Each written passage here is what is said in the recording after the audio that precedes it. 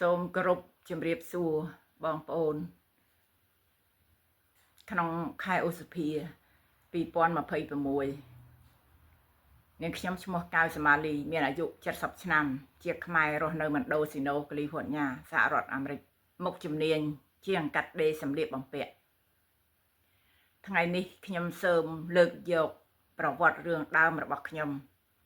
ជីវិតក្នុងភ្លើងសង្គ្រាមអតីតកាល56ឆ្នាំមុនក្នុងឆ្នាំ1970 18មីនា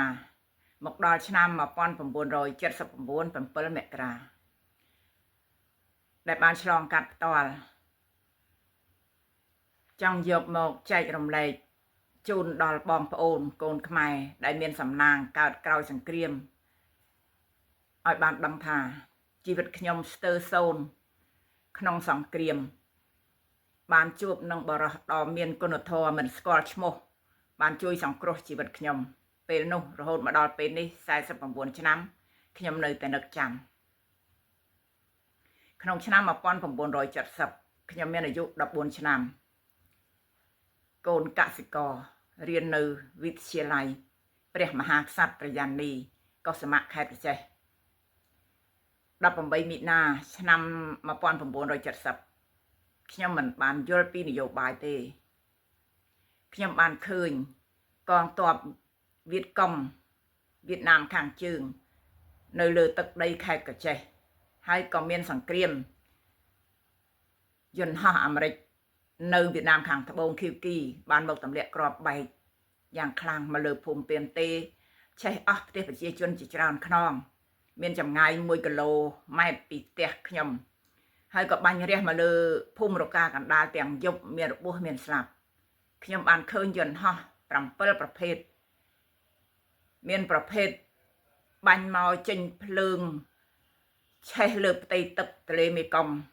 ត្រើយមកខាងទល់មុខផ្ទះខ្ញុំហើយនឹងយន្តហោះ B52 ចេញពីទិសខាងលិចម្ដង3ជាជួរបត់ទៅកើតហើយជា5នាទីក៏ឮសំឡេងផ្ទុះក៏ក្រើកផ្ទះដូចរំជួយផែនដីដោយការភ័យខ្លាចឪពុកម្ដាយខ្ញុំបានជំលះកូនស្រី4នាក់ឲ្យទៅរៀននៅភ្នំពេញពេលនោះជារដូវទឹកឡើងព្រាបជ្រាំងផ្លូវគមនាគមន៍ត្រូវបិទក៏បានជួលទូកមួយជិះបណ្ដែតបណ្ដោយខ្សែទឹកទៅដល់ខេត្តកំពង់ចាមភ្លឺឡើងបានមានឡានឡើងទៅភ្នំពេញសង្គ្រាមក្នុងឆ្នាំ1975 17មេសាកងទ័ពខ្មែរក្រហមបានវាយរំដោះយកទីក្រុងភ្នំពេញចេញពីរបបសាធារណរដ្ឋលន់នល់ហើយក៏បានបណ្ដេញប្រជាជនចេញពីទីក្រុងភ្នំពេញខ្ញុំយកបានតែកំសៀវទឹកមួយប្រវិចខោអាវមួយតូចនិងកូនប្រុសអាយុ14ខែបាននាំបងប្អូនចាក់ចេញពីម្ដុំសន្ធរមកដើរតម្រង់ឆ្ពោះទៅខេត្តកោះចេះមកដល់វត្តព្រែកពោមីក្រូក៏ប្រកាសថាអ្នកណាចង់ទៅកោះចេះឲ្យចុះជិះទូកពេលនោះខ្ញុំចុះជិះទូកជាមួយជនភៀសខ្លួនជាច្រើនទៅដល់ទន្លេបិទនោះយប់គេឲ្យឡើងដេកនឹងស្រាប់ចាទន្លេបិទពេលនោះមានលក់ដូរទេអត់បាយអត់ទឹកមួយថ្ងៃមួយយប់ខ្ញុំឃើញមានក្មេងស្លាប់ភ្ញាក់ពីដេកឡើងក៏ឃើញមានឡានដឹករងចាំឲ្យស្រេចបញ្ជាឡើងឡានទៅស្នួលទៅដល់ថាភូមិឡោះក៏គេដាក់នៅទីនោះផ្លូវជាតិលេខ7ខូចខាតទាំងស្រុងសិតតែរណ្ដៅគ្រាប់ B52 ហើយក៏មានអតេះគោ10បន្តទៅដល់ភូមិត្រៀកឃុំមេមងស្រុកមេមត់3យប់3ថ្ងៃទិដ្ឋភាពនៃភូមិត្រៀកពេលហ្នឹងគឺជាភូមិមួយតូចមានប្រហែលជា25ក្នុងផ្ទះនៅក្នុងព្រៃអ្នកស្រុកនិយាយរដើនស្ដាប់អញ្ចឹងបានព្រលឹមឡើងគេមកសម្ភាសយកទាហានកំងដូបញ្ជូនទៅមុខទៀតខ្ញុំបានឃើញគេបដើចូលទៅក្នុងព្រៃមួយធំក្រោយមកបានដឹងថាជាព្រៃគ្មានផ្លូវទៅមុខបន្តនៅសល់កម្មករកសិករគេបែងចែកឲ្យរស់នៅតាមក្នុងផ្ទះជាមួយនឹងប្រជាជនចាស់ថ្ងៃទី1មានឆ្លូក2នាក់បាននាំប្រជាជនថ្មីទៅធ្វើការទាំងវងខ្សែឡើងក៏មានបាត់មនុស្សខ្លះខ្ញុំខិតខំប្រឹងប្រែងធ្វើការអស់ពីសមត្ថភាព រស់នៅបានជាង1ឆ្នាំអ្នកថ្មីចាប់ដើមឈឺគ្រុនចាញ់សន្ធុំស្លាប់ជារៀងរាល់ថ្ងៃដោយគ្មានថ្នាំព្យាបាលគ្មានអាហារហូបចុកគ្រប់គ្រាន់គ្មានព័ត៌មានងងឹតដូចយប់ហើយមុននឹងស្លាប់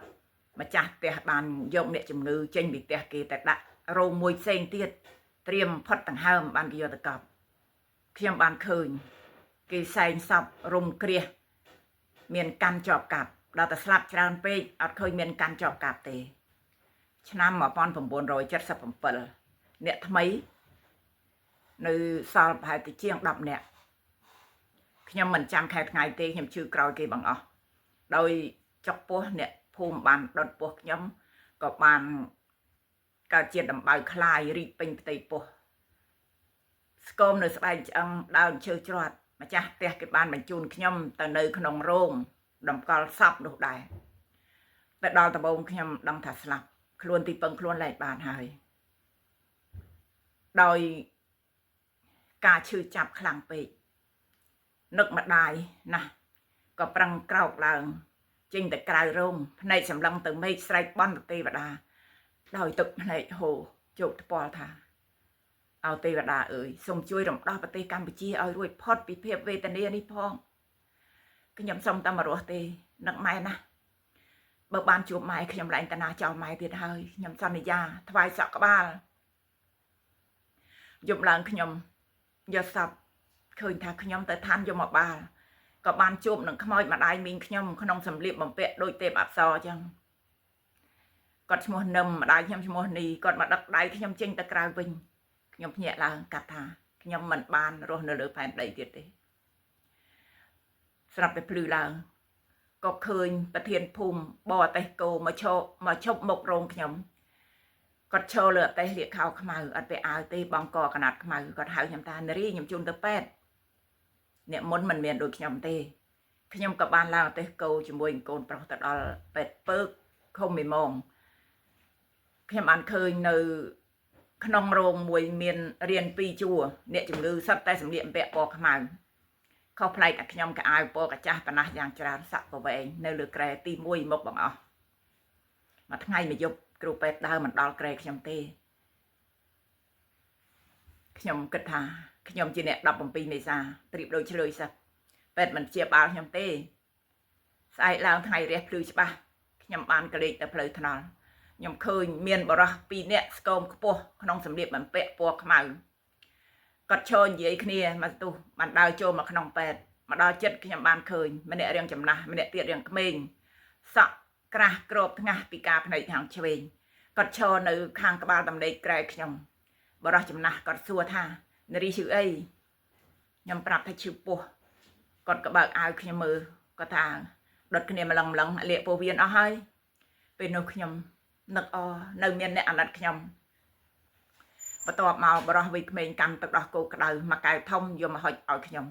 ហើយដៃម្ខាងទៀតកាន់សារ៉ាំងកែវធំមកជល់វែងមកចាក់សរសៃដៃឲ្យខ្ញុំពេលនោះខ្ញុំសួរថាសមមិត្តនៅណាដែរគាត់ប្រាប់ថាខ្ញុំនៅខាងស្រុកក្រូចឆ្មាគាត់សួរខ្ញុំវិញថានារីនៅណាដែរខ្ញុំប្រាប់គាត់ថាខ្ញុំនៅខាងខេត្តកញ្ចេះផ្ទះខ្ញុំចិត្តសាលាយន្តការកដាលខ្ញុំសុំផ្ញើសបុតទៅម៉ែខ្ញុំមួយគាត់ឆ្លើយថាពីមុនធ្លាប់ទៅតែឥឡូវមិនដែលទៅទេរួចហើយគាត់ក៏ដើរចេញពីក្រែខ្ញុំទៅពេលនោះកូនប្រុសខ្ញុំអាយុជាង2ឆ្នាំបានមកអោបជើងគាត់ជាប់ហៅពុកគាត់មើលមុខកូនខ្ញុំហើយគាត់ប្រាប់ថាខ្ញុំមានកូនប្រុសមួយដែរតែស្លាប់ហើយខ្ញុំនឹកកូនណាខ្ញុំបានឃើញភ្នែកខាងស្ដាំរបស់គាត់មានទឹកភ្នែកហើយគាត់ដើរចេញទៅក្រៅខ្ញុំក៏ប្រឹងក្រោកអង្គុយឡើងដើម្បីផឹកទឹកដោះគោព្រោះឃ្លានណាស់ផឹកអស់មួយកែវធំក៏ឃើញគាត់ត្រឡប់ចូលមកវិញមានស្ករគ្រាប់3គ្រាប់ហុចទៅកូនខ្ញុំគាត់សួរខ្ញុំថានារីមានកម្លាំងនៅខ្ញុំថាមានហើយដោយសារអីដោយសារទឹកដោះគោគាត់ប្រាប់ថាខ្ញុំបានចាក់សេរ៉ូមផ្អែមឲ្យ20 cc បន្ទាប់មកគាត់ដើរចេញពីកន្លែងខ្ញុំទៅបាត់រហូតអត់ឃើញនៅពេទ្យនោះទៀតទេស្អែកឡើងពេទ្យគេឲ្យខ្ញុំចេញទៅផ្ទះខ្ញុំដើរទៅត្រៀកវិញពីអ្នកកូនថ្ងៃត្រង់ខ្ញុំឃើញគាត់ជិះកង់ទៅដល់រោងខ្ញុំ គាត់ប្រាប់ថាខ្ញុំមកចាក់សរោមឲ្យម្ដងទៀតពេលដែលរៀបរយចាក់ហ្នឹងខ្ញុំបានឃើញគាត់ដកសារ៉ាំងកែវតដែលហ្នឹងចេញពីថ្នាក់កម្មាពណ៌ក្រហមសរួចរាល់ហើយក៏លាគ្នាត្រឡប់ទៅវិញខ្ញុំបានឈរមើលគាត់ជិះកង់ត្រឡប់ទៅវិញរហូតដល់បាំងព្រៃបាត់បាននឹកឃើញថាភ្លេចសួរឈ្មោះ2ថ្ងៃក្រោយមកទៀតក៏មានពេទ្យយោធាមកចាក់ថ្នាំផ្សះឲ្យខ្ញុំ3ថ្ងៃក៏អត់ឃើញមកទៀតនេះជាអាចកំបាំងដូចជាទេវតាមកជួយសង្គ្រោះជីវិតខ្ញុំ1978ដើមឆ្នាំរដូវច្រូតកាត់ដាក់ជំរុកហើយក៏មានសង្គ្រាមពីទិសខាងកើតត្បូងលឺល្វើយខ្ញុំនឹកត្រេកអរណាស់ទេវតាមកជួយរំដោះប្រទេសកម្ពុជាហើយលុះឮសន្ធឹកកាន់តែចិត្តអ្នកស្រុកភ័យភៀសខ្លួនចេញទៅអស់នៅសល់ខ្ញុំក្រោយគេក៏មានក្មេងកាព្រា4នាក់ស្គមធំតាពោះមកសាពះសុំខ្ញុំសុំរត់តាមផងខ្ញុំគ្មានបាយហូបទេខ្ញុំក៏នាំគ្នារត់ទៅភូមិចំខ្យងកបាស់ថ្មីផងឆ្លងព្រៃឆ្លងឲ្យមានទូកទេអោបនឹងបាច់អស័យហែលទៅដល់ត្រយម្ខាងប្រលប់យប់ក៏នាំគ្នាដេកមាត់ព្រែកក៏លឺសម្រាប់ជើងមនុស្សដើរយ៉ាងច្រើនបបួលថាទៅកើតខ្ញុំក្រោកឡើងក៏លេចមើលកូនដេកក៏ដេកមើលទឹកព្រែកអត់មានទូកក៏បបួលមកគ្រួសារទៀតអ្នក17ពីអ្នកម៉ែកូនខ្ញុំថាកុំដេកមាត់ព្រែកយើងទៅដេកចិត្តកងចិត្តក្រុមគេគាត់ថាខ្ញុំឈឺទៅមិនរួចទេភ្លឺមិនទាន់ច្បាស់ផងខ្ញុំបានឃើញតកម៉ែក្រហម2នាក់មានឡើងមាំអត់ពាក់អាវទេស្ពេក្របឡើងពេញខ្លួនដៃនឹងកៃកភ្លើងហើយស្រេចមកសម្លុតប្រធានកងថាមិនក្បាលយួនខ្លួនខ្មែរគាត់ប្រកែកហើយក៏ដើរចេញប្រហែលជា2-3នាទីក៏លឺបាញ់2គ្រាប់ហើយក៏លឺមនុស្សស្រីស្រែកជួយផងរំពងពេញព្រៃខ្ញុំភ័យក៏ដើរចេញពីព្រៃទៅដល់ភូមិក៏មានក្មេងកាព្រា2នាក់ជួបម្ដាយមីងគេបែកគ្នានៅសល់នាងសំសាននាងប៉ក់ខ្ញុំនាំរត់ទៅខ្សែប្រមាខ្សែសណុកដីព្រៃមយប់ព្រៃគោភូមិឆ្នៃស្រុកឆ្លងខេត្តកញ្ចេះបងស្រីចរូនមួយខ្ញុំទៅនេះឲ្យនៅសហគមន៍ចិត្តមួយឆ្នាំទៀតមកចុងឆ្នាំ1978ខ្ញុំឈឺជើងកើតពឹសជាពីមនេះឈឺណាស់ដើរមិនរួចក៏មានបរិសម្នាក់មិនស្គាល់ឈ្មោះបានឲ្យពេទ្យប្រុស2នាក់មកវះជើងយកខ្ទុះចេញជាបាលឲ្យថ្នាំនឹងឲ្យស្បែកជើងពាក់មកគូទៀត